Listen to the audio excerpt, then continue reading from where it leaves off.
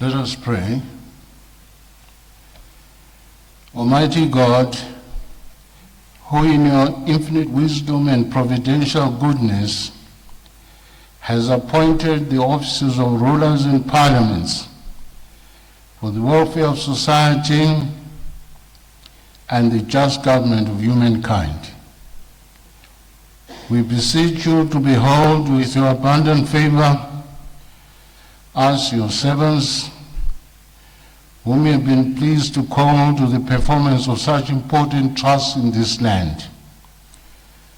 Let your blessing descend upon us here in Parliament assembled, and grant that we may, as in your presence, treat and consider all matters that are come under our deliberation in so just and faithful a manner as to promote your honor and glory, and to advance the good of those whose interests you have committed to our charge.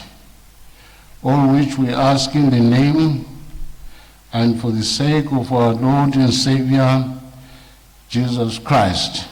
Amen.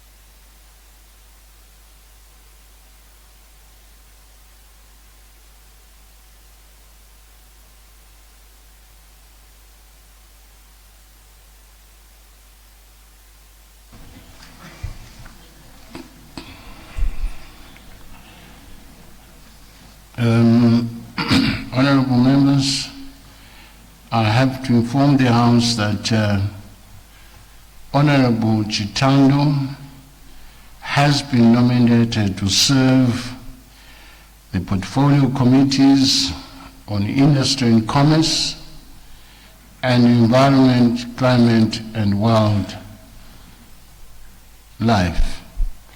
Are there any notices of motion?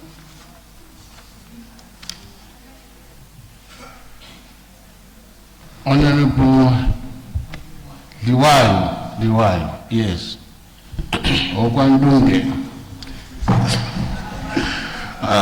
Thank you, Honorable Speaker, sir, and a very good afternoon. I have two motions to move.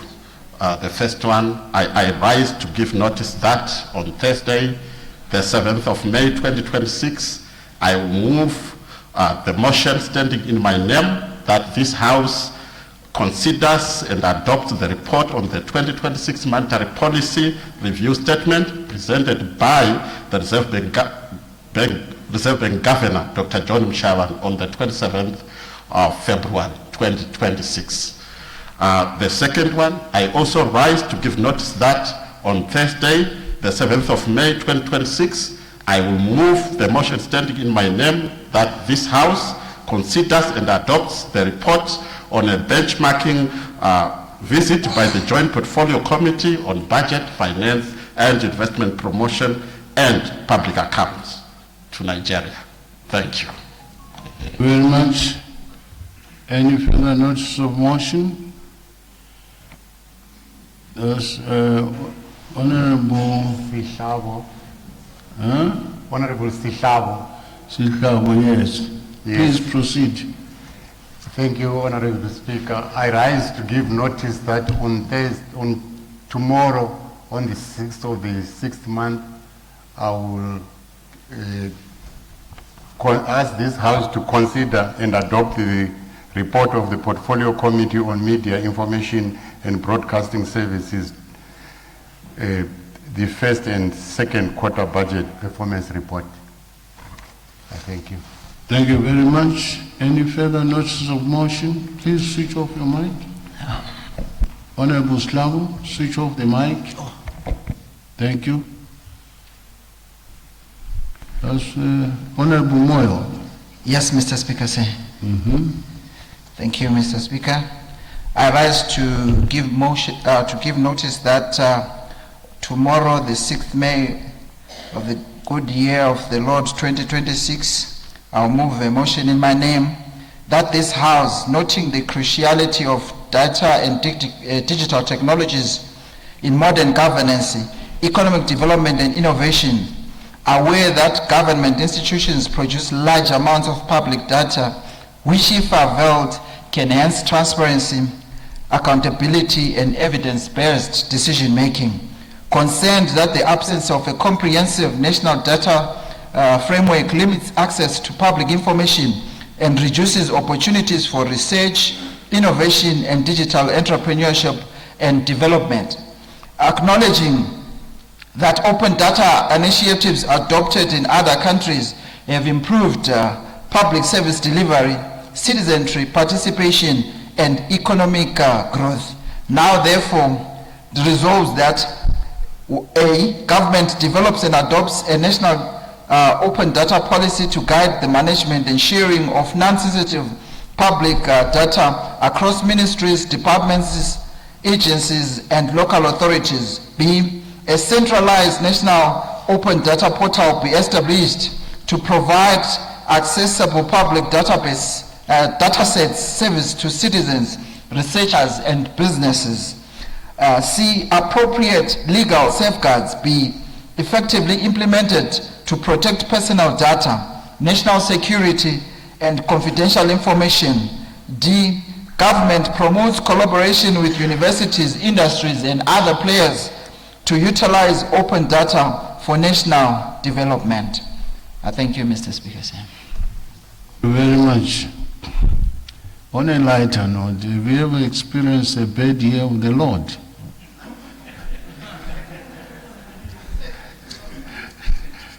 You spoke of a good year of the Lord. Huh? I hope you haven't. Any further notice of motion?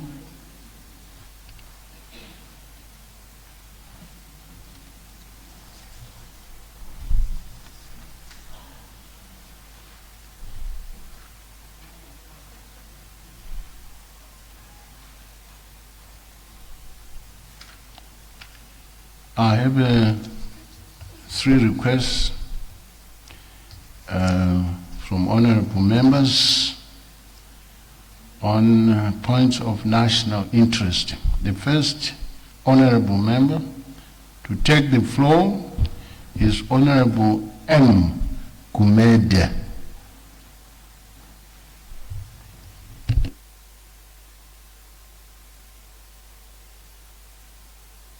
Thank you, Mr. Speaker. I rise on a matter of urgent national importance concerning the welfare of Zimbabwean citizens currently residing in South Africa. There are growing reports of increased hostility, intensified immigration enforcement, and worsening conditions for undocumented and vulnerable foreign nationals. Many Zimbabweans, fearing for their safety and livelihoods, are attempting to return home with their belongings. However, some are facing significant difficulties and delays at our borders. No Zimbabwean citizen should feel stranded between two countries, unwanted where they are and unable to return home with dignity. These are our sons and our daughters, our mothers and our fathers, who seek nothing more than safety and humane treatment. I therefore call upon the government through the relevant ministries, including Home Affairs, Foreign Affairs and Social Welfare, to urgently coordinate efforts to ensure the safe, orderly and dignified return of our citizens. Measures should also be put in place to ease border processes and support arrivals in an orderly manner. Further, Mr. Speaker, may consideration be given to engaging His Excellency the President to explore appropriate temporary executive measures. These would allow, for example, returning residents, particularly those without formal work permits, but with verifiable records of residence in South Africa, to have to access the same support and benefits ordinarily extended to returning residents. The measure of a nation, Mr. Speaker, is how it treats its citizens in moments of vulnerability. I submit this matter for urgent consideration. I thank you.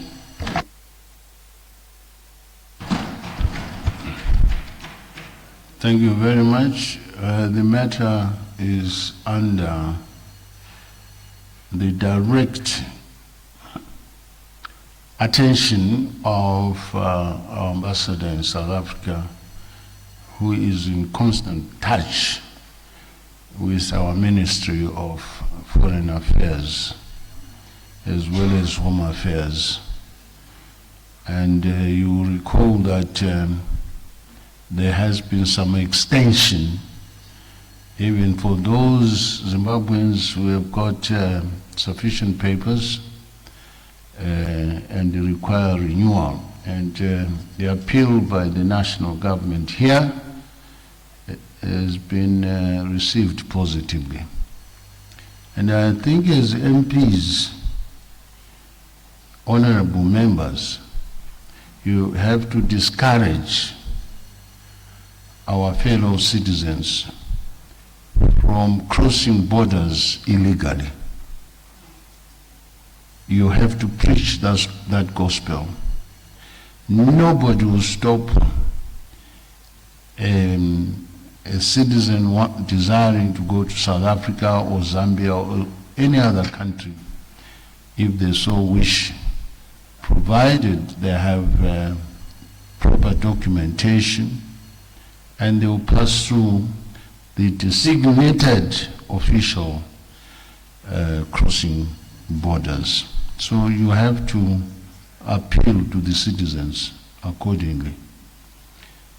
Honorable Speaker, is there any opportunity to respond to your appeal? Because I just wanted to clarify something. You are being very discourteous. Okay. You are lucky that May is my birthday month. I should have thrown you out. The honorable member wants to take advantage of the fact that he is my MP, where he comes from.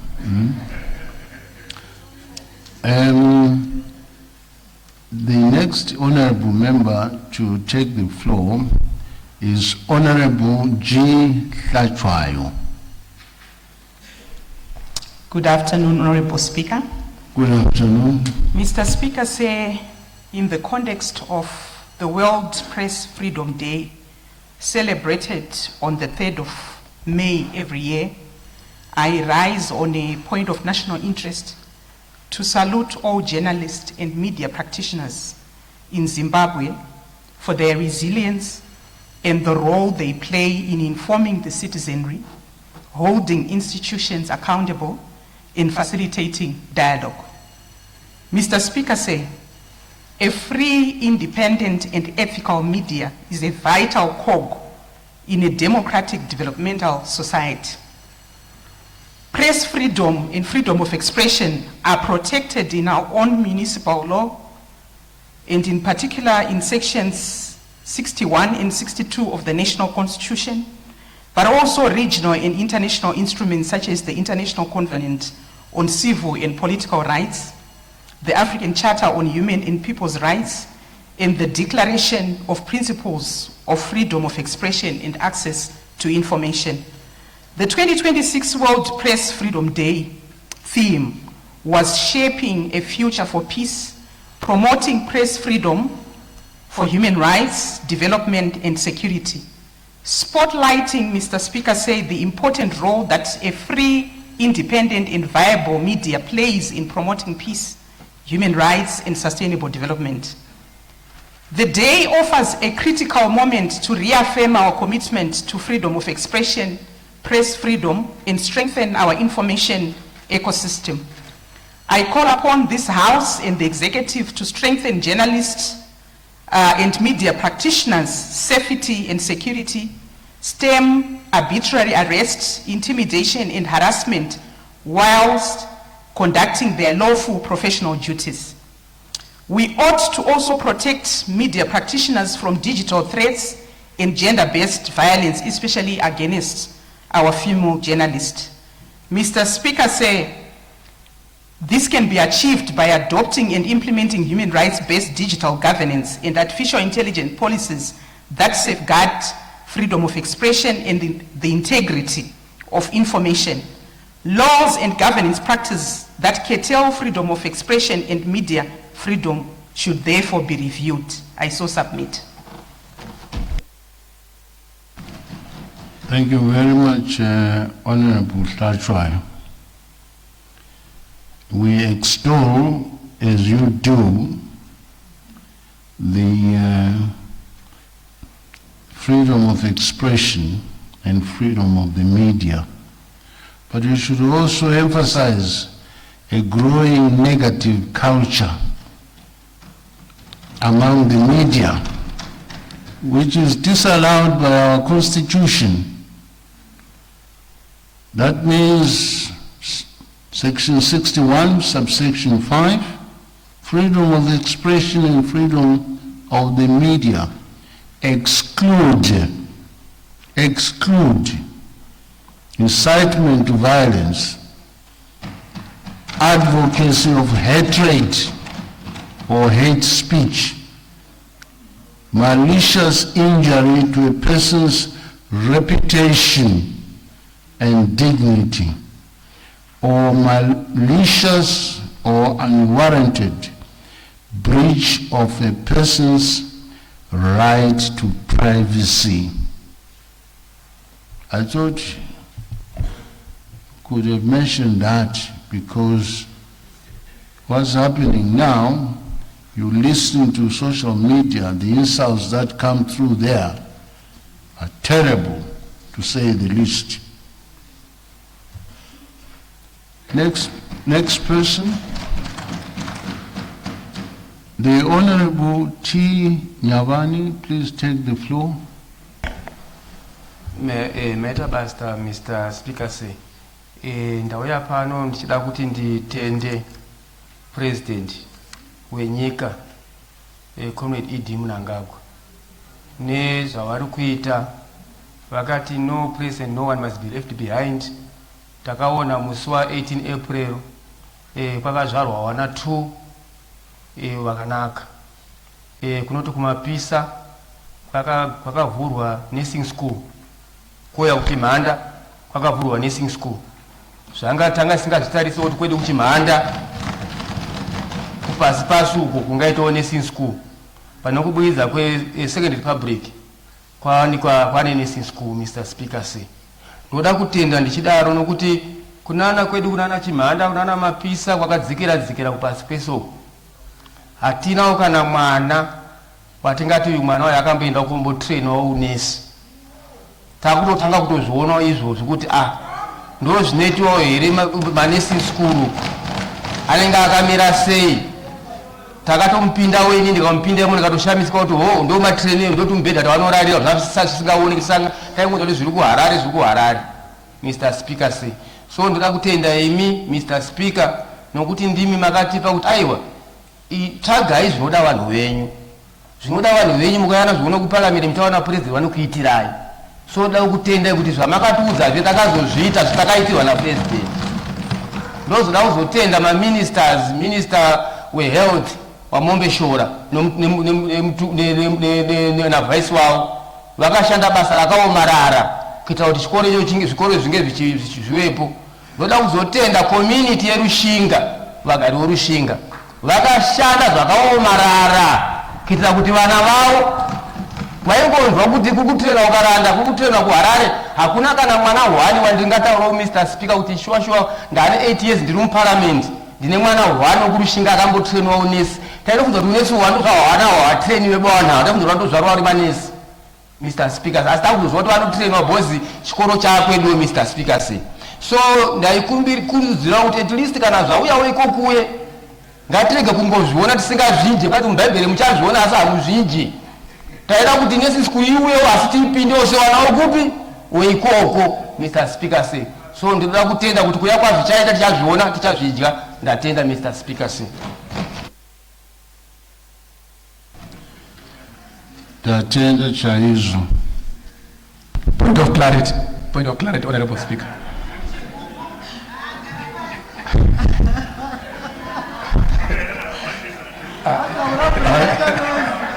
What is the request, Honorable Chigubu? No, I want you to school me, Honorable Speaker. Is there a difference between a point of national importance and a point of gratification? A point of clarification. I'm saying, is there a difference between a point of national interest and a point of gratification? We might have a problem here where we all stand up and say a point of national interest, and then we are saying thank you, thank you, thank you. Can you clarify so that we know if it's a point of national interest, what kind of message? Do you speak Shona? You speak Shona? Yes, our Shona speaking people and other African languages, they say usatenda uroyi.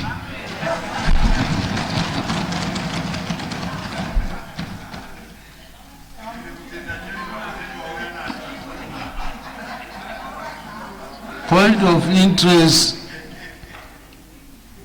inovumira vanhu kuti vatende. Chakanaka mukaka worungwe. Ndapedza. Point of privilege, Honourable Speaker. Yes, Honourable James, you have a point of privilege, please. Of national interest. Privilege. Yes, but why didn't you come through your chief whip? Because I don't have you in the list. I know. Point of privilege, Mr. Speaker. Pardon? Point of privilege. Point of privilege. Yes. Thank you. Proceed. Thank you, Honourable Speaker. And my discomfort on this point overrides the advice of my Chief Whip, and I hope he forgives me. Honourable Speaker, my point of privilege relates to the Ramsar sites in the country, particularly now the Monavale wetland here in Harare. This wetland is one of 7 sites in the country protected by the Ramsar Convention of 1971. In July 2025, and for the next 3 years, Zimbabwe has taken over from China to lead this convention. Now of late, we parliamentarians have come under adverse criticism from the public media regarding being allocated residential stands on this site. At the onset, I would like to dissociate myself from these accusations, but would also request clarity from the Ministry of Local Government or the developer, who incidentally could well be a member of this House.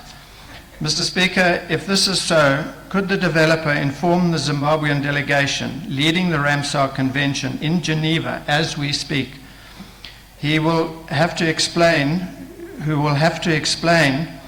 why the country, being the representative of this country, is so keen to disregard international agreements.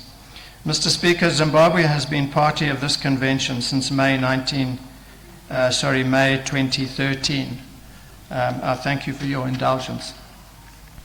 Yes, but what privilege have you been disabused of?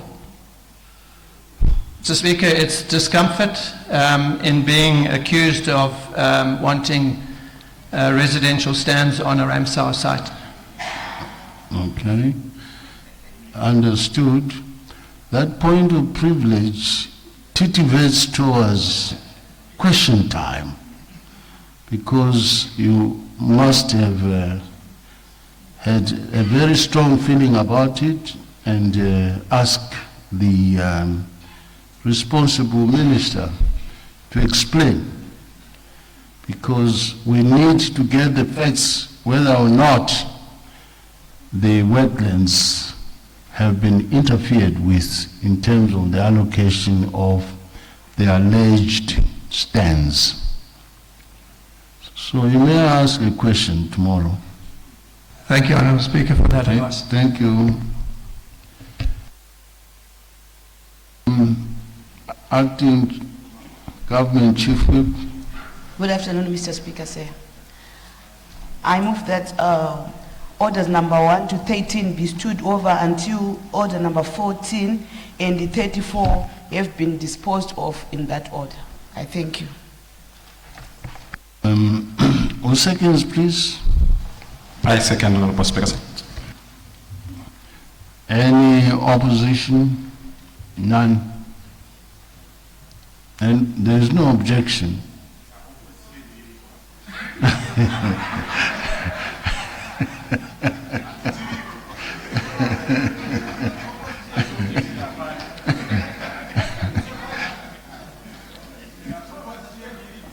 You must understand the English language. I didn't say opposition party.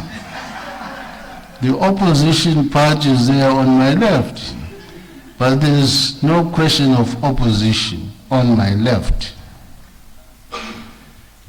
The clerk will read the 14th order of the day. A joint debate on motion on the report of Zimbabwe Gender Commission for the year 2024. Thank you. When this debate was adjourned on the 5th February 2026, the question before the House was a motion by the Honorable Minister of Women's Affairs, Community, Small and Medium Enterprise Development, and this House takes note of the report of the Zimbabwe Gender Commission for the year 2024, presented to the National Assembly in terms of Section 323, subsection 1 of the Constitution of Zimbabwe.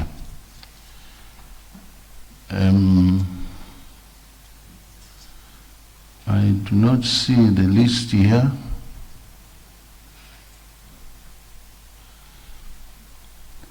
May I request, according to my list, there's only one person to respond. That is the Honorable D. Molokeli.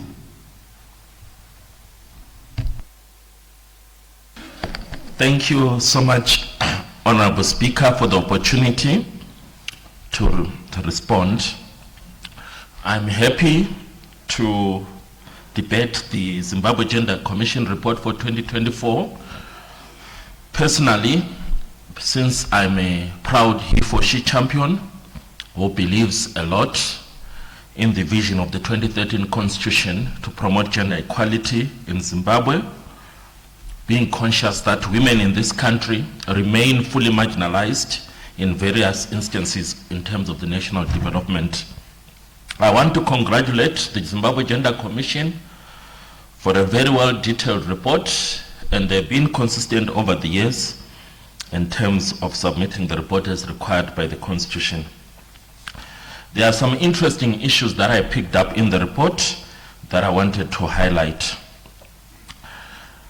I'll start by highlighting the issue, an innovation that the Gender Commission has come up with in terms of programs. They host what we call the annual National Gender Forum. It is a very important national event because it allows the Zimbabwe Gender Commission to have a systematic way of measuring the national trend with regards to key issues affecting gender. I've been privileged to attend one of these annual forums for gender as a he-for-she champion, and I realized that the Gender Commission invited different stakeholders ranging from parliamentarians, policymakers, local government, people, experts, academia, civil society, NGOs, international organizations focusing on women and gender, So it was a sort of a mix of different people from different backgrounds, and topics that were discussed were topics of relevance that affect gender and development in this country. So the Zimbabwe Gender Commission consistently hosts this forum, and it's something that I want to encourage parliamentarians, because it's being rotated province by province, to make sure that when, especially if it's in your province, you attend and also support it, and make sure that all the key stakeholders in your province attend. I'm grateful that the Parliament of Zimbabwe, especially through the Portfolio Committee for Women Affairs, we have consistently supported this forum, and we need to continue to do that. We need also to challenge the Zimbabwe Gender Commission to make sure that at each of these annual gender forums, it partners with research institutions so that it introduces what I prefer to call the Zimbabwe Annual Gender Development Index. The Annual Zimbabwe Development Gender Index will be more or less similar to other similar reports. For example, the one that Transparency International produces annual, the Annual Corruption Perception Index. That then allows the Zimbabwe Gender Commission to disaggregate data in terms of research, whether it's gender and media, gender and climate change, gender and community development, gender and health, gender and political leadership, gender and business, and then they are able to disaggregate the data, not just at a national level, but also disaggregate it at a local community level. So it's something that I'm proposing that the Zimbabwe Gender Commission considers to introduce an annual index that helps us as a country to measure progress in different key areas. And related to that, I want to propose to the Zimbabwe Gender Commission to partner with some of the institutions of higher learning. For example, one of my former institutions, the University of Zimbabwe, does have a Department of Social Studies, and if they could approach such institutions like the University of Zimbabwe, they will be able to work with them and other international development partners to create a Zimbabwe Center for Gender and Policy Studies. We need an institution like that one, Honorable Speaker, because a nation that does not have empirical data and research is then unable to come up with very specific and direct policies that respond to the needs of the society and the nation. So I would recommend that the Zimbabwe Gender Commission partners with institutions of higher learning and sets up a Center for Gender and Development Studies. That will be like the anchor of the research that promotes gender and development in Zimbabwe. And it could also be the main anchor for the annual index that I have proposed. That helps to measure progress in terms of development of gender in Zimbabwe.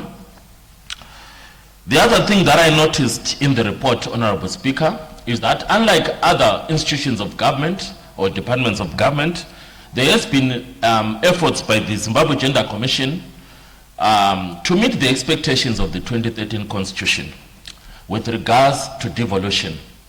The 2013 Constitution is very clear and articulate in terms of decentralization of administration in this country. But to the extent that it expects institutions to set up offices, especially at a provincial level, most of them are still struggling to do that. When I was going through the report, I picked that over the years, the Zimbabwe Gender Commission has continued to open provincial offices. And it's something that I recommend highly, and I commend the Gender Commission, and I want to encourage other public institutions in this country to follow the good example of the Zimbabwe Gender Commission. I was double checking, and I stand corrected, Honorable Speaker, with regards to my province, Matabele North. I do not seem to find that they do have a physical provincial office in my province, which then brings me to another important concern, to say that the official government position and mantra is that we are not leaving any place behind. But when it comes to Matabele North, it's very normal to be left behind. It's more abnormal to be part of those who have been included. So I want to challenge the Zimbabwe Gender Commission to do everything in its power to ensure that it sets up fiscal offices in Lupane, our provincial capital, so that the people of Matebele North can have fiscal access to the administrative services that they offer. And our provincial office, Lupane is our provincial capital, needs institutions such as the Zimbabwe Gender Commission having confidence in them so that it can truly become our provincial capital, including in systems of administration. Then the other issue I picked on the report, Honorable Speaker, is that the Zimbabwe Gender Commission is pushing for us as Parliament to enact a new law, the Gender Equality Act.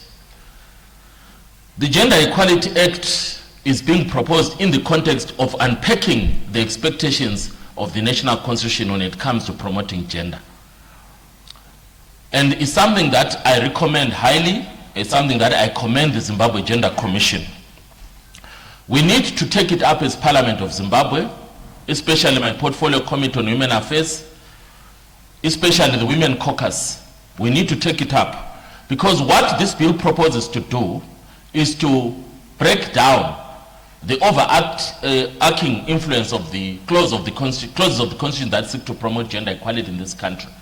In particular, to be more specific and more detailed in giving guidance to institutions, whether public or private, in terms of meeting the expectations of the Gender Equality Clause. For example, one of the major concerns that we need to worry about as we try to promote this new law is to make sure that it becomes something that invalidates, for example, when it comes to public offices, like when the government or the ministers of government appoint a commission or appoint a commission of inquiry or an institution such as Zimbabwe Human Rights Commission or a board in a company, maybe for Zimbabwe Broadcasting Corporation and so on, to make sure that unless and until at least 50% of the board members are female or are women, then that process of appointing the new board or the new commission is declared invalid. That will make it compulsory to affirm women in this country, because any researcher will tell you that across the country, most of these key institutions, they still have less than half or less than 50% female representation. So, and to the extent that a commission or a board is appointed and it has less than 50% gender representation, that appointment, that announcement should be declared null and void. This will make it very compulsory for us to affirm women in this country. The other thing that I picked up from the report, Honorable Speaker, that makes me get excited is the fact that the Zimbabwe Gender Commission now hosts an annual event called the Male Engagement Forum. The Male Engagement Forum seeks to recognize the fact that when we're talking about gender equality, we're not talking about women empowerment only, but we're also talking about making sure that both sides are recognized. And there is a danger that in the process of promoting gender equality, the male component of gender is left behind. As we say as a country, we do not want to leave anyone or any place behind. But when it comes to gender issues in this country, more often than not, male engagement is left behind. So I would like to commend and congratulate the Zimbabwe Gender Commission for introducing this annual Male Engagement Forum, where I've also been invited to attend as a he for she champion, and I was very impressed that they managed to mobilize stakeholders from across the country and even other he for she champions from other sectors outside Parliament, and we address issues that promote gender equality from a male perspective, especially from the boy child, because most interventions in this country, they focus on the girl child, but they leave behind the boy child. So we do not want to move from one extreme where we're saying male privilege and then over time we go to female privilege. We need to continue to try to do a balancing act. And the Zimbabwe Gender Commission, through this program called the Male Engagement Forum, that is being coordinated by a dedicated team and the staff within the commission that focuses on engaging males, is doing very well, and is something that I am sure other countries, especially in the SADC region, have to learn from Zimbabwe, and we must congratulate them for that. Then the other thing that I picked up from the report is that the Zimbabwe Gender Commission is actively participating in public spaces to market the institution, because the Chapter 12 institutions are very academic in nature, and the average citizen of this country is not emotionally connected to them or conscious of them. So they need to be more public. So they are also going to public spaces such as the Zimbabwe International Trade Fair and the agricultural show that we hold in Harare. But something of concern is that the province where I come from, Matebele North, it actually has an annual agricultural show every August at number 2 Collier in Wange. And I am one of the people who consistently support the show. And in my experience, the Zimbabwe Gender Commission has not yet exhibited in Wange at the Matebele North show. So it's something that I want to encourage them, in the spirit of devolution, to make sure that they do not leave Matebele North show behind. They must also include other provinces, because I counted about 5, 6, and I'm sure that it's not only Matebele North that has been left behind. Then I also picked something in the report, that the Zimbabwe Gender Commission is proposing a model gender policy for political parties. This is one of the most important interventions that they've come up with. In our quest to promote gender equality in this country, one of the key players that could show leadership is the political party. Political parties are very influential, and if they show leadership in promoting and affirming gender equality, the rest of the society will follow their example. But yet, when it comes to the behavior and conduct of the political parties and common practice, women are normally left behind. Starting from the leadership structures of these parties, the constitution of this country promotes 50-50 representation. But if you go to any leadership, national leadership, provincial leadership, district leadership, ward leadership, cell leadership, there is no clear emphasis from political parties to make sure that there is 50% representation, and it's something that they are lagging behind. When it comes to candidate selection process, they are also failing. A lot of our candidates for elections are males, and they are not females. In fact, any researcher will tell you that in 2013, the number of female parliamentarians who were elected under this August House was actually higher than those who were elected in 2018. And the ones that were elected in 2018, the number of female parliamentarians was actually higher than the ones that were elected in 2023. So we have a very disappointing situation where every time we hold elections, this National Assembly reduces the number of female elected parliamentarians. And it's a trend that we need to address. And this effort by the Zimbabwe Gender Commission can actually help us as a parliamentarian. So we need to support this bill or this policy that they are talking about, where they make it very compulsory and more obligatory for political parties to affirm women in line with the expectations of the constitution of this country.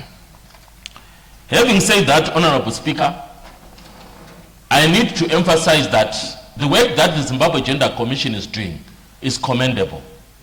In a country that is still patriarchal in nature, it is very important for us as an August House to appreciate and celebrate the contribution that the Zimbabwe Gender Commission is making to the development of this country. To the extent that we emphasize the importance of this Gender Commission, it then obligates us as an August House to ensure that any attempt, however political, however non-political it is, that seeks to undo the very existence of the Zimbabwe Gender Commission must not be given our support. We must reject any effort to integrate the Zimbabwe Gender Commission into another commission. In fact, as a parliament, we must increase resource allocation in our annual budget to the Zimbabwe Gender Commission so that it has more resources to open more programs, to open more offices, to open more staff, to appoint more staff, and make sure that it continues to play its role in promoting development from a gender point of view. We need the Zimbabwe Gender Commission powerful so that women, especially the girl child, have a better opportunity for the future compared to where we are today. So, before I sit down, Honorable Speaker, I want to say, watinta bafas, watinta imbogoto. The Shona people say, kwira mkazi kwira. We want to support women and say, any country that promotes women, any country that promotes empowerment of women is a country that has a bright future. We need to learn from countries such as Rwanda that are models for us in Africa in promoting women. In fact, if you go to the National Assembly in Kigali, more parliamentarians are women than males in Rwanda, as I speak this afternoon. If you don't know that, clap your hands for Rwanda. I'm giving you important information. So we need Zimbabwe to follow the good example. Once you put a woman in front, in Shona they say mushamkat. The moment this country promotes affirmation of women and stops excluding women, we will have a higher chance of developing. Thank you so much, Honorable Speaker.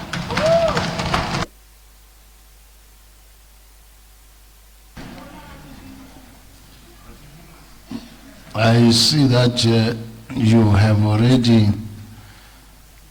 some strong appetite for cab 3.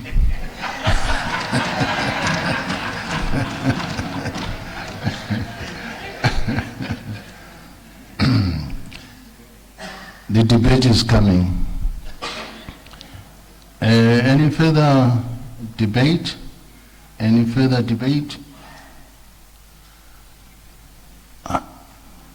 Don't tell me there's only one honorable member who read the report. Honorable Liwayo, please take the floor. Thank you, Honorable Speaker, sir, for allowing me to add my voice to the debate in question. I just have a few comments or a few issues to I feel while the gender equality debate has been championed, it appears, in my opinion, it carries more of a Western view in nature, and it does not blend well with our African tradition and culture, which I also feel is not second to none. I mean our African culture is second to none. I therefore seek to encourage the Gender Commission to engage the custodians of our culture, our chiefs, our elders, our community leaders, to find out how best we can achieve our constitutional requirements without casting a shadow over our own culture. I think this will merge the Western view of gender equality to our own African culture. Our culture, our customs, and our traditions, which are not outdated. Because I feel at this point, while we are championing for gender equality, it appears that view is more Western than African. That's the gender equality advocacy. I feel it's not complete without the African cultural tastes, our spiritual values, and our preferences as well. So I think our Gender Commission has to do more. And even when we are coming up with the act, I think we should find the best way of mixing the requirements, the gender equality issues from a Western side, but also blending well with our own view, with our own culture, with our own as Africans. Thank you, Honorable Speaker, sir.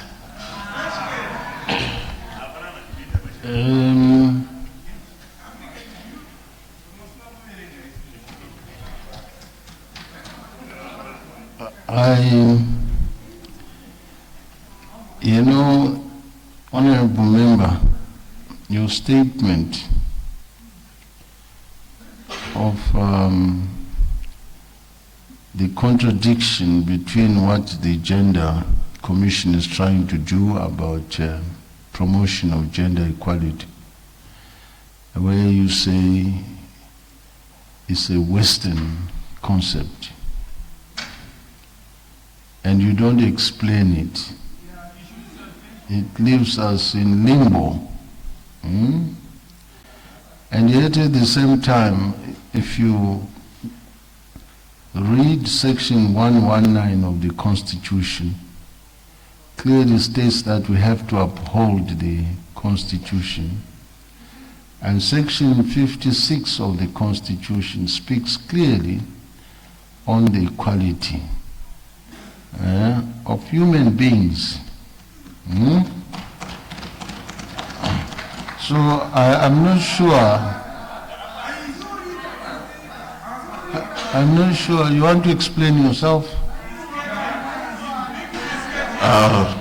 Thank you, Honorable Speaker, sir. Yeah, I understand there is that need for gender equality, especially with regard to human rights. But in our African culture, we have issues or we have some festivals, say, that concerns rainmaking. And when those festivals, especially from my area, from Chipinge in town, when they are done, some of them must exclude women. And some of them... You should have elaborated your statements. Otherwise, you leave the House confused about what you're trying to say. You see, let us not get mixed up in terms of, please take your seat, Honorable Loy. Yes. The difference on issues of social construct, which says you are equal, but you have different responsibilities. To be dramatic, a man will never fall pregnant and produce a child. That's the element of social construct. So we should not be confused about that. Anyway, thank you for your contribution, Honorable Luan. Any further debate?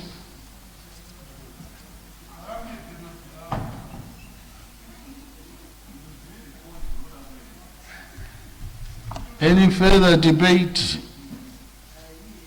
Honorable? Yes. Thank you so much, Mr. Speaker, sir. Yes. Please proceed. As a ministry, on the 5th of February, we tabled this report, and we are impressed by the overwhelming responses from the honorable members of parliament, and we felt it right to come through and respond to some of the reactions by the honorable members of parliament. Allow me to begin by expressing my deepest gratitude to you, Mr. Speaker, sir, for affording me the opportunity to respond to the rich and thoughtful debate on the Zimbabwe Gender Commission 2024 annual report. It is truly an honor of my life to stand in this august house, shoulder to shoulder with my peers as we deliberate on the developmental discourse of our beloved motherland. To all honorable members who contributed to this debate, I extend my heartfelt appreciation. Your insights sharpen our policies, your questions strengthened our accountability, and your support adds impetus to the betterment and greater livelihood of our citizenry.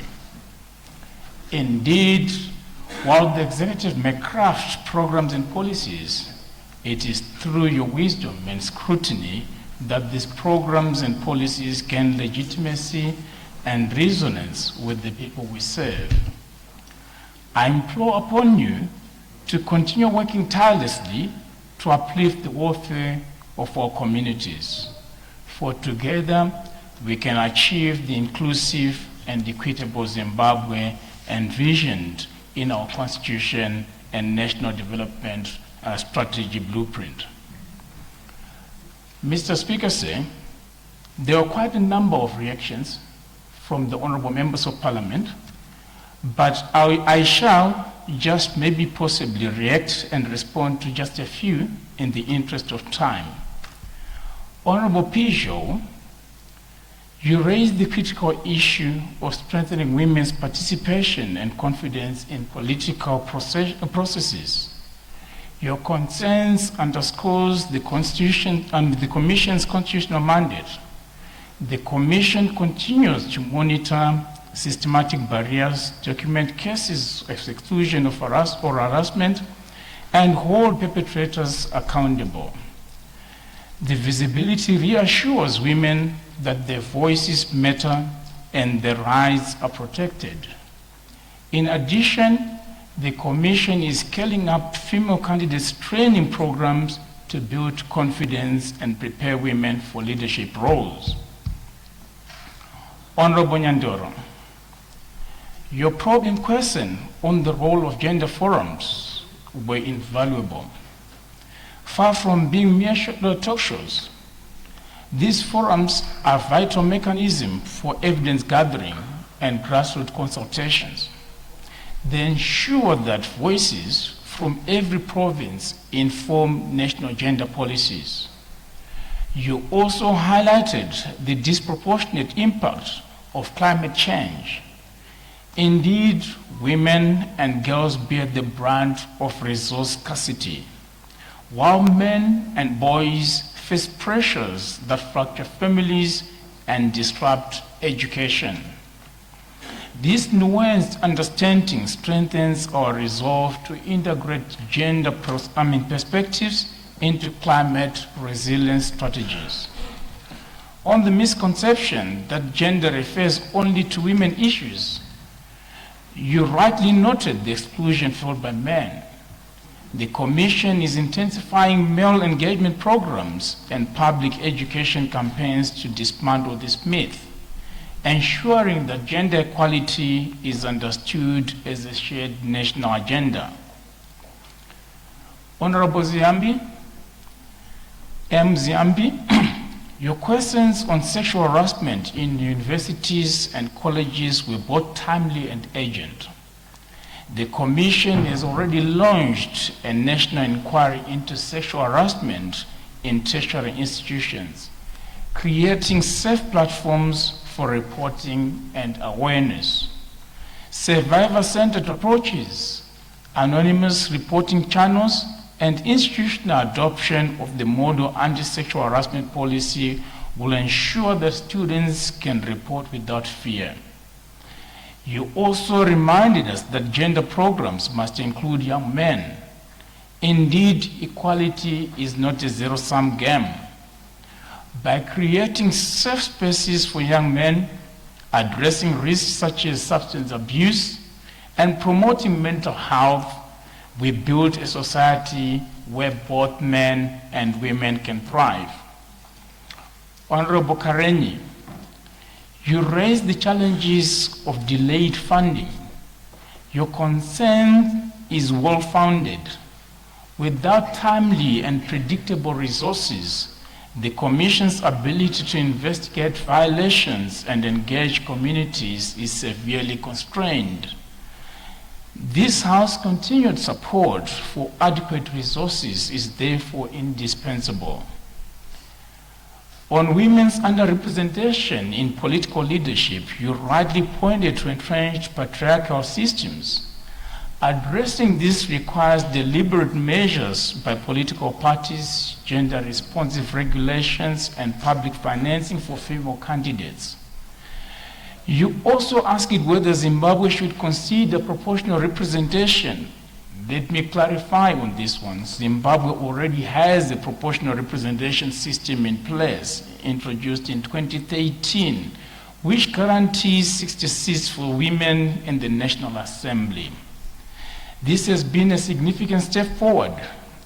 However, the majority of seats, that is the 210 constituency seats, remain contested under the first-past-the-post system.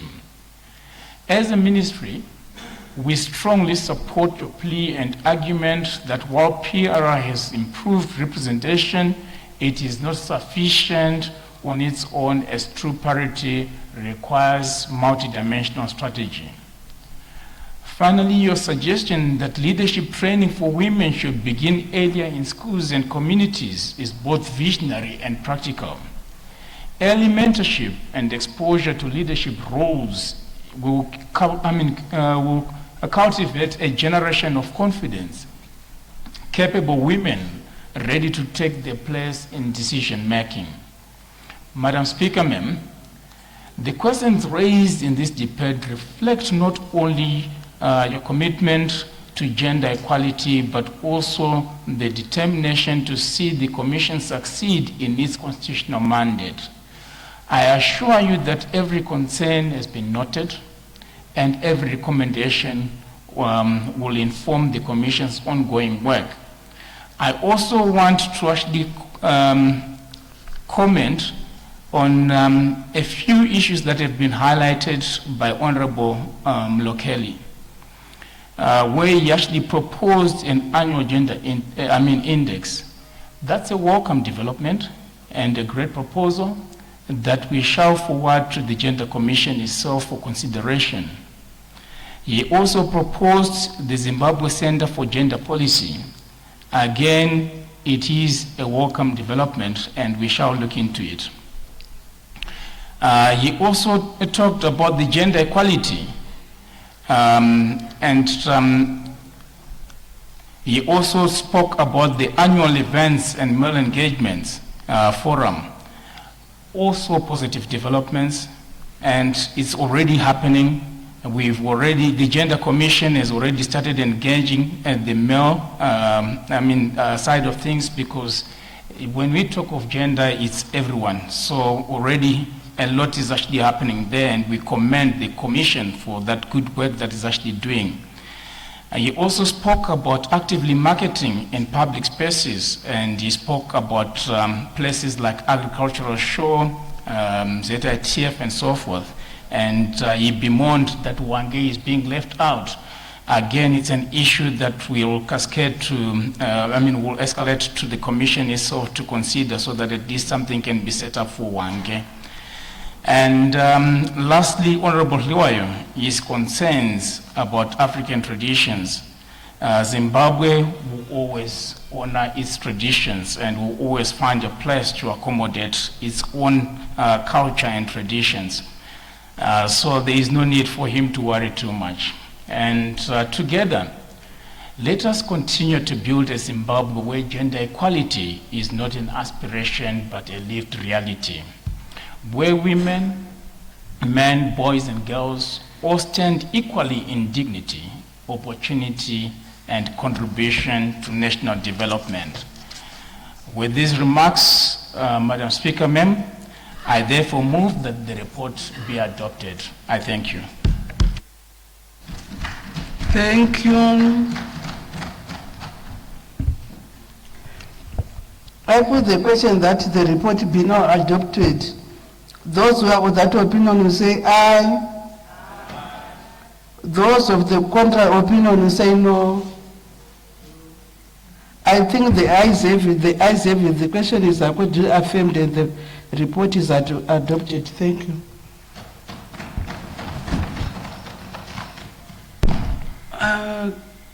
Acting Government Chief Whip.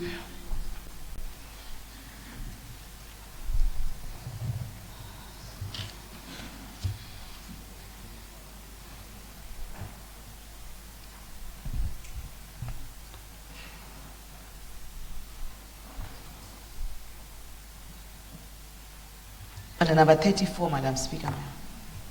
I thank you. Who seconds? I second, Madam Speaker.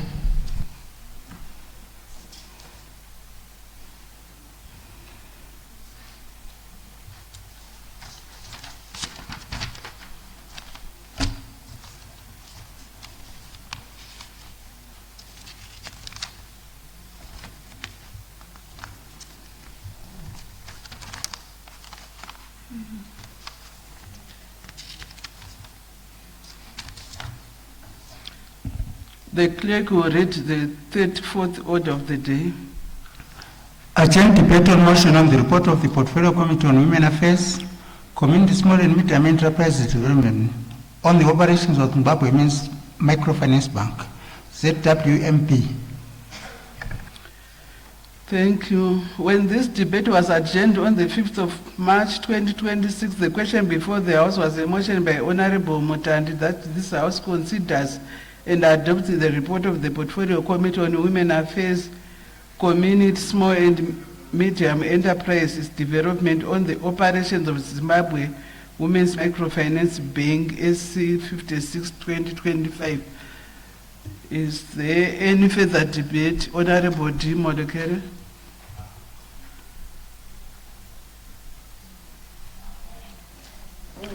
Thank you, Madam Speaker. Apologies, I've misplaced my notes. Is there a way I can be allowed to debate after the next debater? It's only you who is on the list. Ha! I have them somewhere, but Mandi Juma.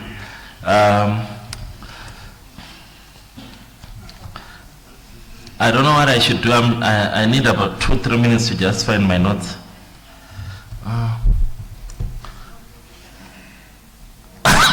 Okay. Where did I write them?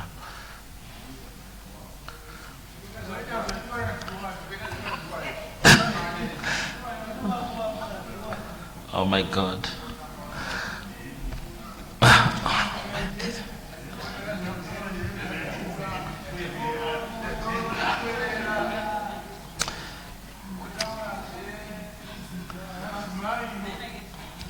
Thank you, Madam Speaker, for the opportunity to debate the report presented by my very own Portfolio Committee on Women Affairs, Community Small and Medium Enterprise Development on the operations of the Zimbabwe Women's Microfinance Bank.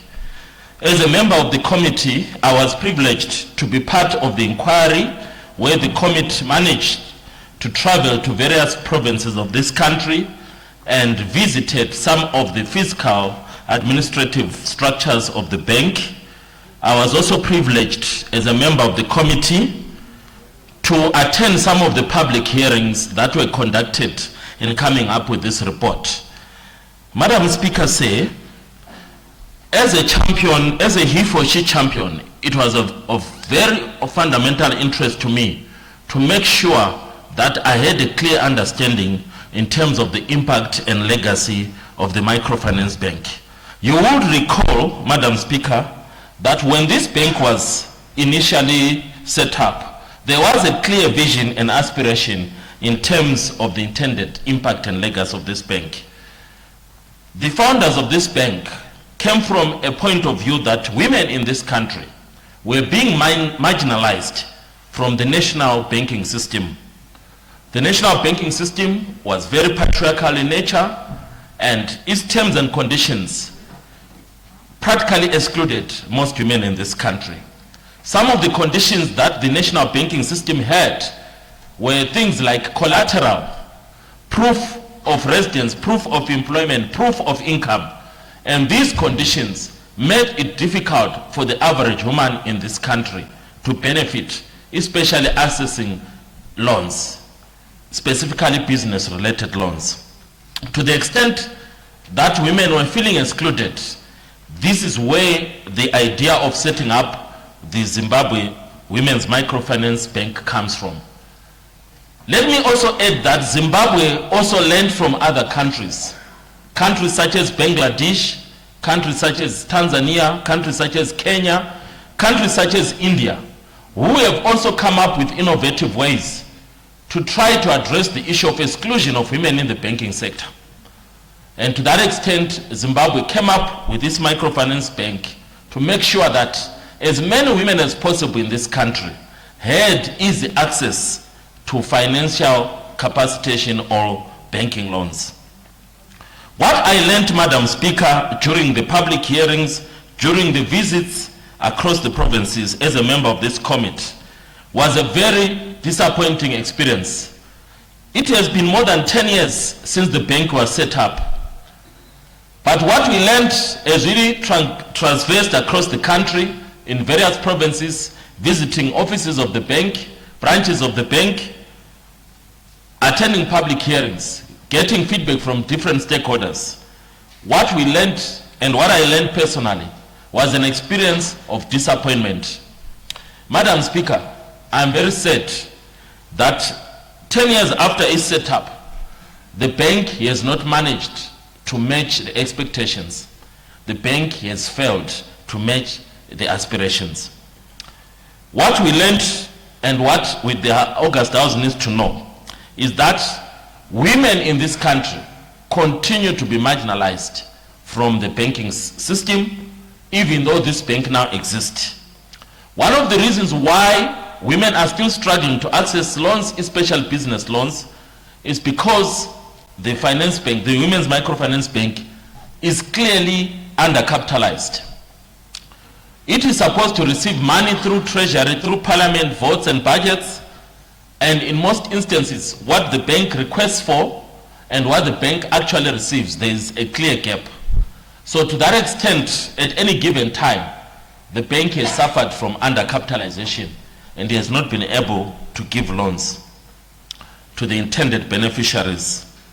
The other thing that we learned is that the bank was supposed to target underprivileged women in this country, rural women, community women, township women. But from what we learned, most of the women from these backgrounds are still not benefiting from this bank. Whether rural women, whether township women, village women, community women, they are still not benefiting. Only a few have managed to get loans from this bank. The majority of the people that seem to have gotten loans seem to be coming from urban areas. There is something wrong with the way the beneficiaries are being allocated.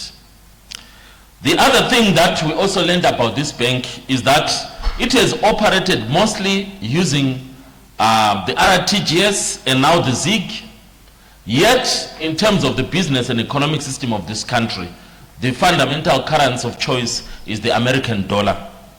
Most of the loans come in the local denomination.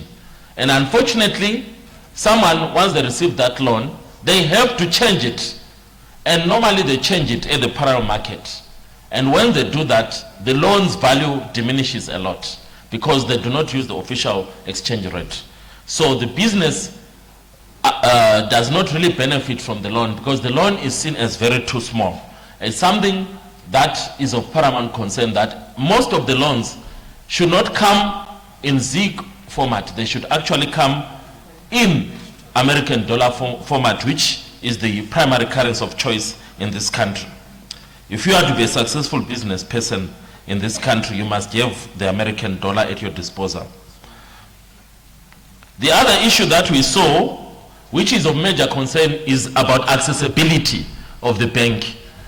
The bank remains inaccessible, especially to the rural women. It remains inaccessible to the community women, village women, township women. It does not have infrastructure at a district level. It does have infrastructure at a provincial level. But in some cases, even where it exists from is from a public building, a government building, or an office in a rural district council, which then defeats the purpose of having the bank, because the bank is supposed to be a commercial enterprise. There are instances like here in Harare, on Samora Machel Avenue, I think corner Samora Machel and Julius Nyerere Avenue, where you have the physical infrastructure of the bank. That should be the standard across the country. There are such instances also in Mutare, in Bulawayo and in Gweru. But for most of the rest of the country, there are no fiscal offices. I will give you an example.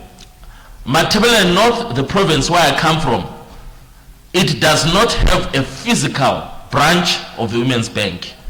So you need to go to Lupane, and in Lupane they do not have a physical branch of the bank. They are like renting some space in some obscure building.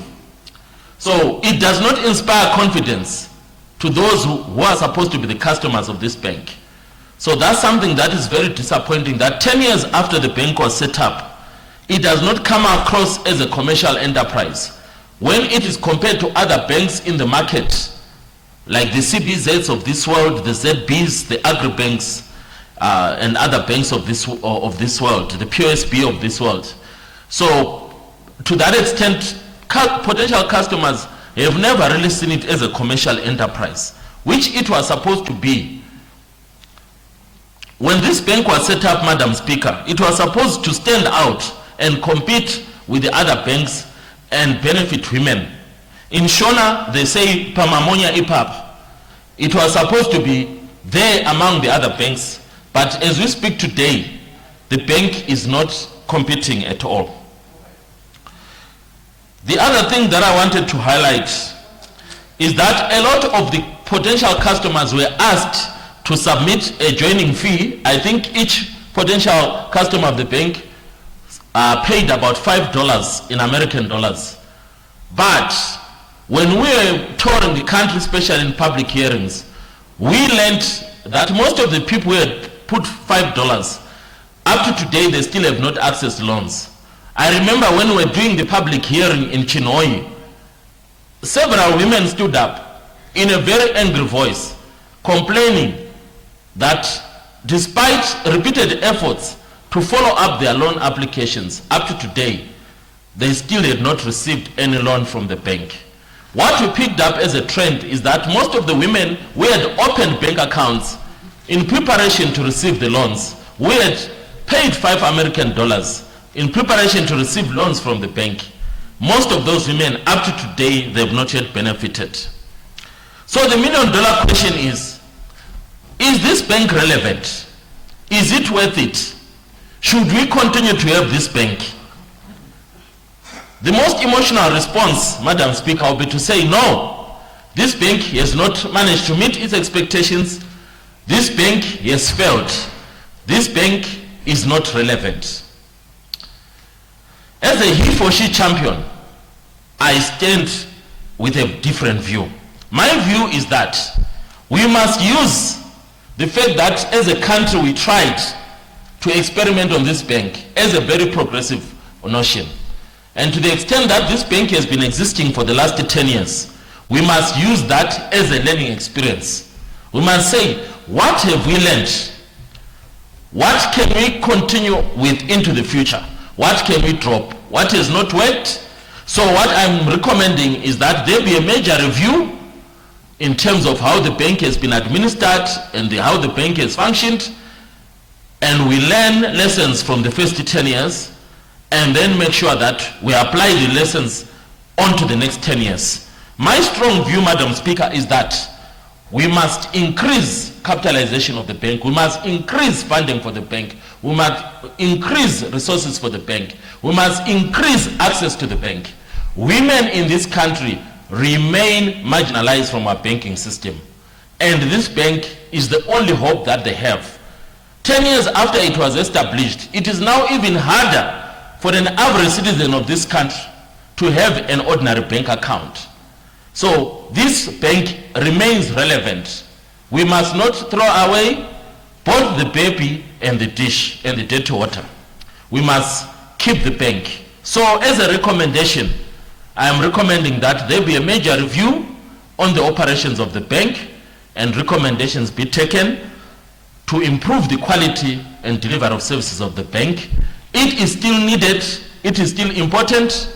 We may even need to double check outside Zimbabwe and go to the other countries again where the women-centered banks have succeeded. I think Kenya and Tanzania are examples in Africa, Bangladesh, and India are examples outside Africa, where there have been some models of banks that target women, especially underprivileged women, and we see what we can still learn from there. But on the main, I would like to strongly recommend that we continue to step up efforts to increase access to banking for women, to loans for women for business, so that we empower women.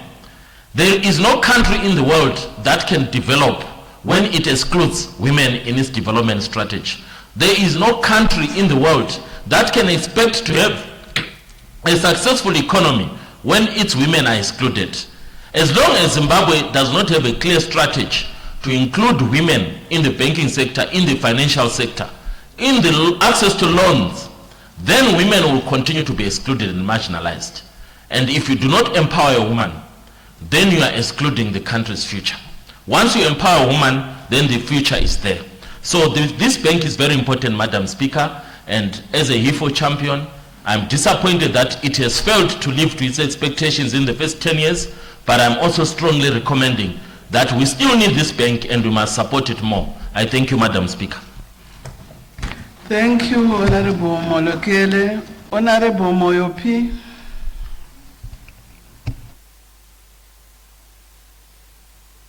Mazvita mubato wechigaro. Ndasumukira kutsigira ripoti yakawiswa muno mudare na Honorable Mutandi ichitsigirwa na Honorable Ndoro.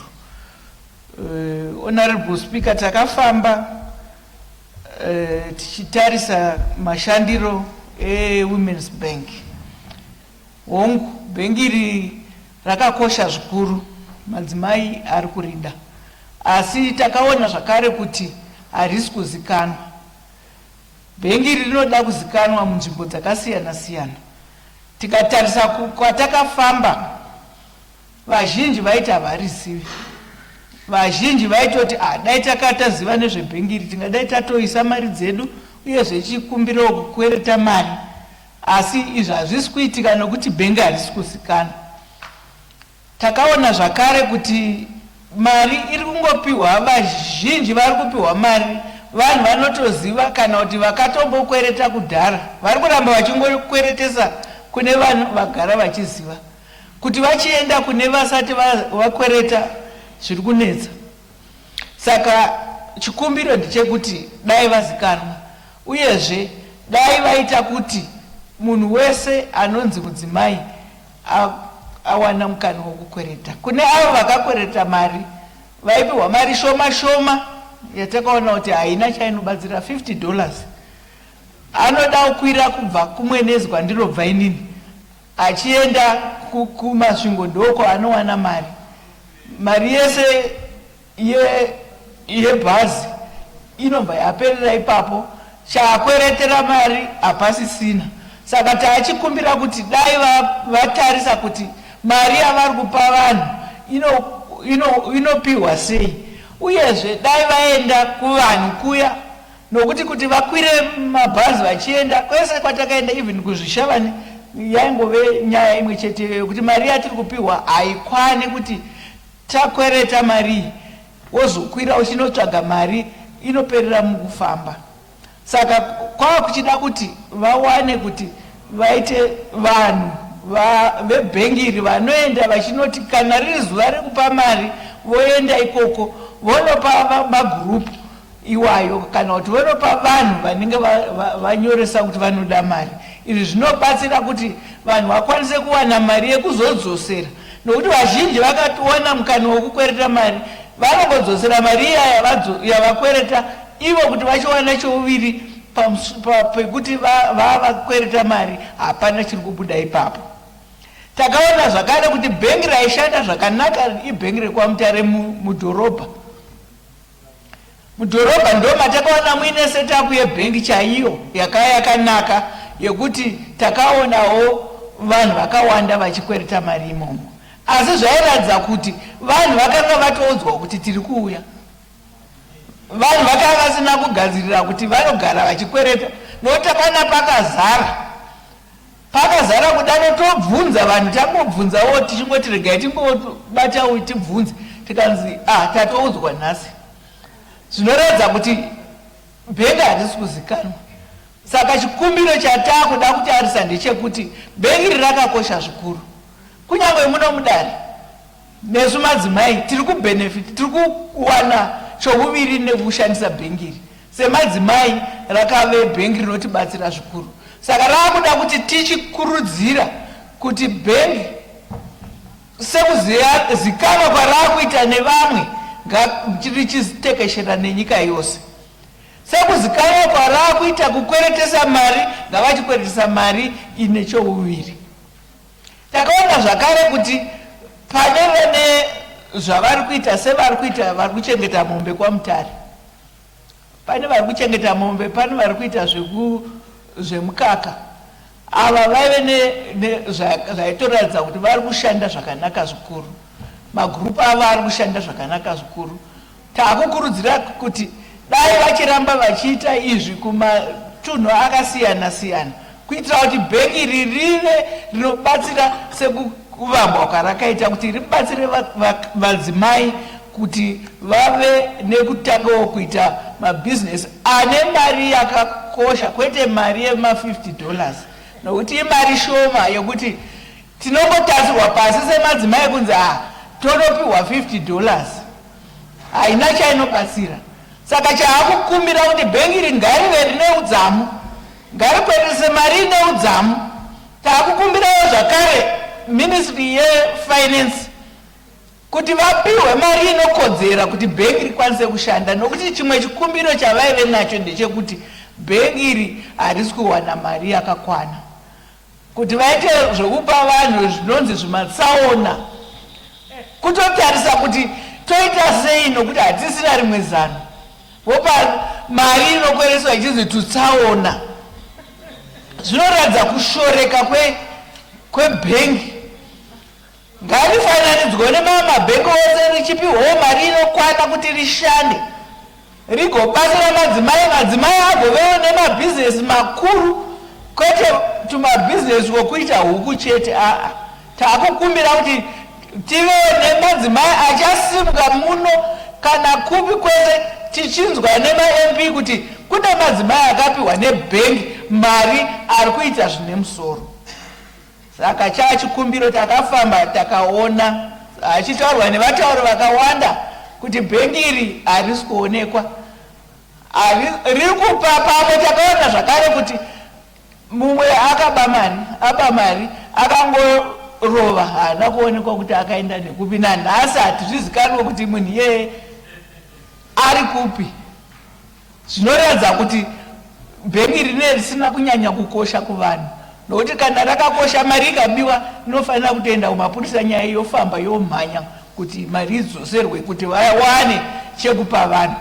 Saka nekuda kwokuti bhengi iri harisi kunyatsoshanda sematarisiro ataita, nekufamba kwatakaita takaona kuti zviri nani dai vapiwa mari yakakwana, zviri nani vapa mari nechiremera inoita kuti madzimai awane kuwana uchouviri, madzimai aitawo mabhizinesi epamusoro.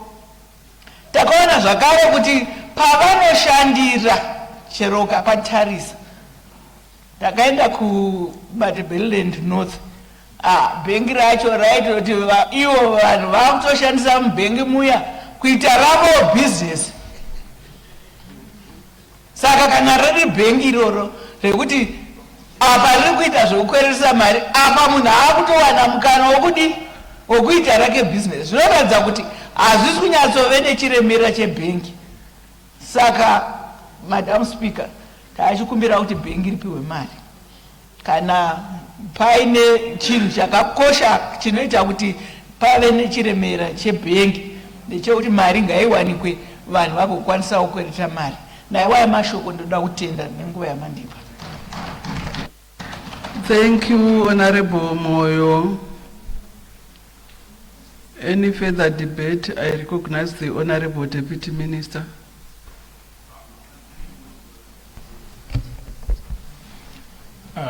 Good afternoon, Madam Speaker, ma'am. Thank you so much for this very opportunity to respond and react to issues that have just been highlighted in this House. We take note of all the challenges that have actually been highlighted by the honorable members. And I want to assure this House that currently as we speak, the bank is under forensic audit. We are going to come here with a comprehensive report after all the findings have been laid bare. But a lot has been done trying to reform and obviously transform the bank of the people. I shall go and obviously present my prepared notes that I've got with me, but I just wanted to just outlay those concerns that definitely in as much as those concerns, some of them are very real and very realistic. As a ministry, we're looking into them. On some of the concerns, I think I just need to correct one thing where Honorable Mlokeli was actually saying the bank is now 10 years old. And no, that's not true. The bank was actually formed, it was set up in July 2018. So right now it's got about 8 years, not 10 years. Allow me to begin by expressing profound gratitude to the Portfolio Committee on Women Affairs, Community, Small and Medium Enterprise Development for their diligent fact-finding mission across the breadth of our nation.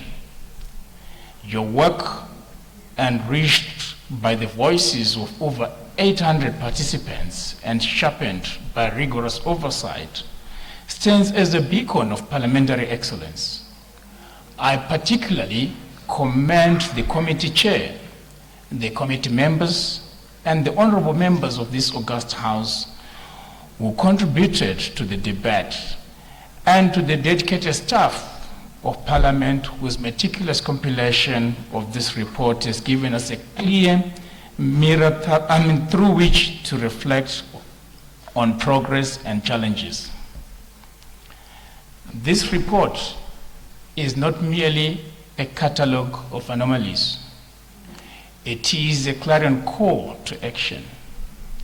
It reminds us that Zimbabwe Women Microfinance Bank, born of the Second Republic's people-centric vision, remains a vital instrument for women empowerment and livelihood transformation. Where gaps have been identified, they are not failures but opportunities.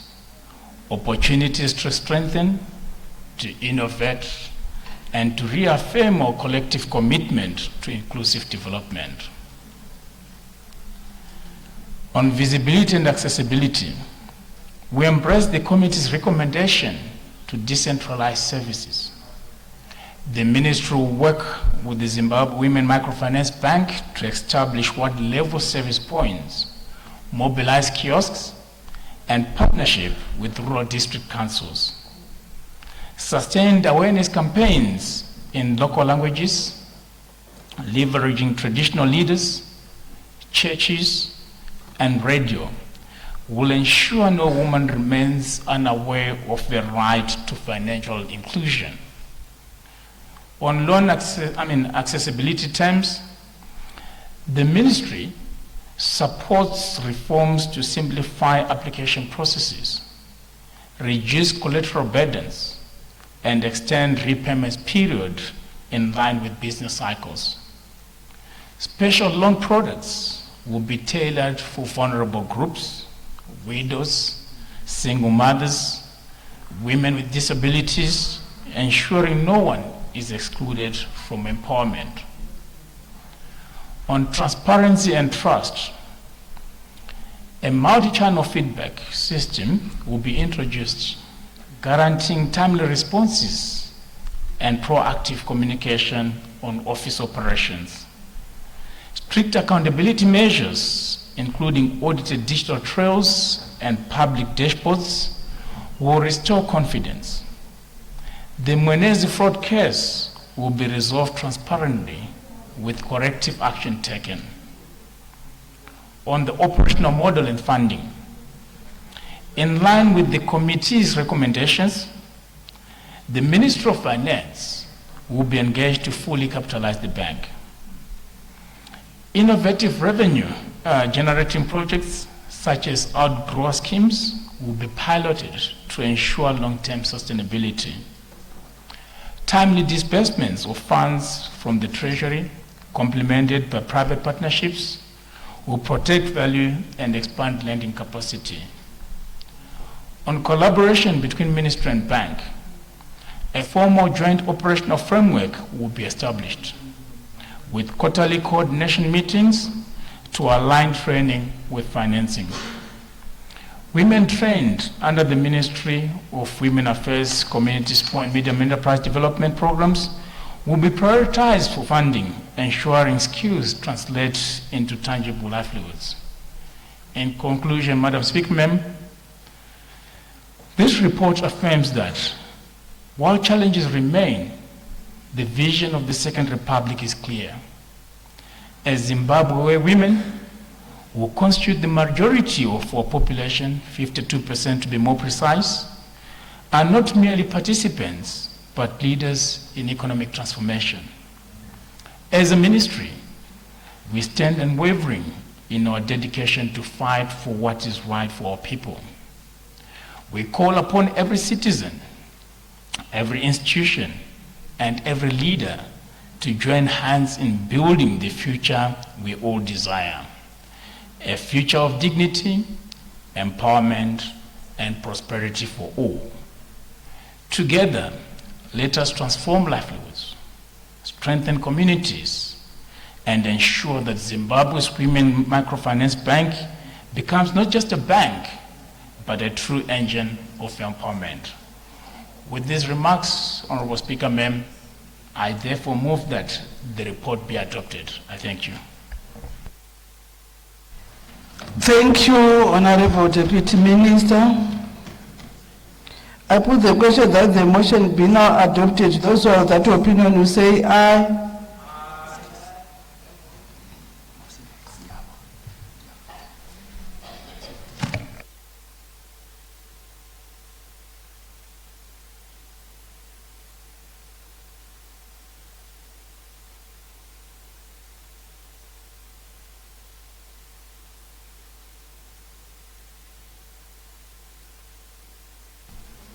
I am being reminded that the motion must be moved for adoption by Honorable G. Mutandi.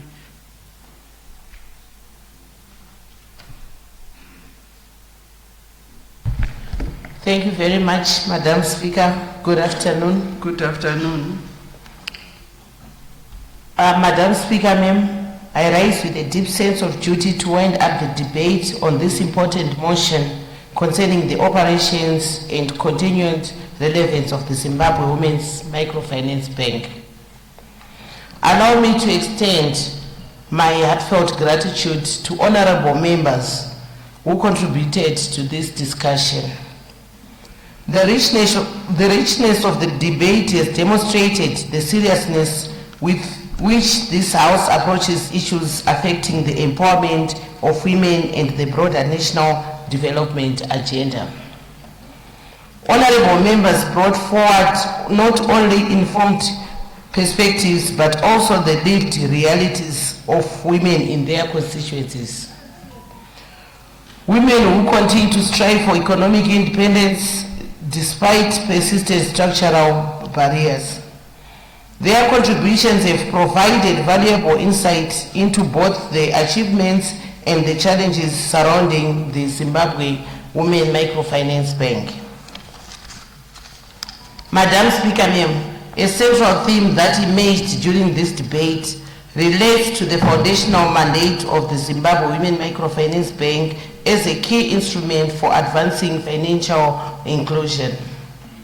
The bank was conceived as a strategic intervention under the National Financial Inclusion Strategy to address the long-standing exclusion of women, particularly those in rural and informal sectors, from the mainstream financial system.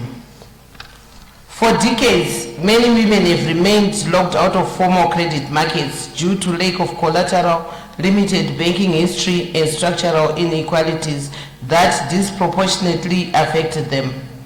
The establishment of this institution was therefore not merely an administrative decision, it was a deliberate policy response aimed at correcting historical imbalances and enabling women to participate meaningfully in economic activities.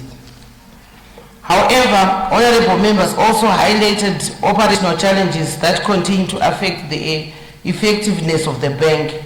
Among these concerns is the issue of visibility and physical accessibility. While the bank was designed to serve women across the country, many of the women who stand to benefit the most, particularly those in... On a point of order, Madam Chair. On a point of order, Madam Speaker. What is your point of order, Honorable? Thank you, Madam Speaker. I thought maybe the Honorable Minister has made closing remarks.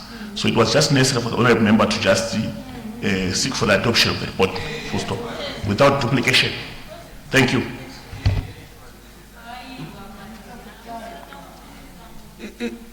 It's in order, Honorable. It's in order. You can proceed, Honorable Mtandi. Thank you very much, Madam Point of order, Madam Speaker, for Chair. protecting me. Point of order, Madam Chair. However, honorable members also highlighted operational challenges. Honorable Chigumbu, do not disrupt Honorable Mutandi. I'm not disrupting. Please allow you to proceed. I want to just point you to a ruling that was once made, that when you are concluding, just give remarks, don't repeat the debate. It was actually stated in this house. The minister is closed, so it was actually stated in the house that when you are winding up, you don't debate. You just do those. She is the owner of this report, and she must wind up the report. It's in order. Please, may you take your seat and allow Honorable Mutandi to finish. Honorable Mutandi. Okay, Madam Speaker. Thank you very much, Madam Speaker. However, honorable members also highlighted operational challenges that continue to affect the effectiveness of the bank. Among these concerns is the issue of visibility and physical accessibility. While the bank was designed to serve women across the country, many of the women who stand to benefit the most, particularly those in remote rural communities, still face significant barriers in accessing its services. Limited physical presence and inadequate outreach mechanisms mean that some women remain unaware of the opportunities available to them, while others must travel long distances to access banking facilities. If the institution is to truly fulfill its mandate, it must find innovative ways to extend its footprints and ensure that its services reach women at the grassroots level. Another concern raised during this debate relates to the persistent challenges surrounding collateral requirements. Although the bank was established with the intention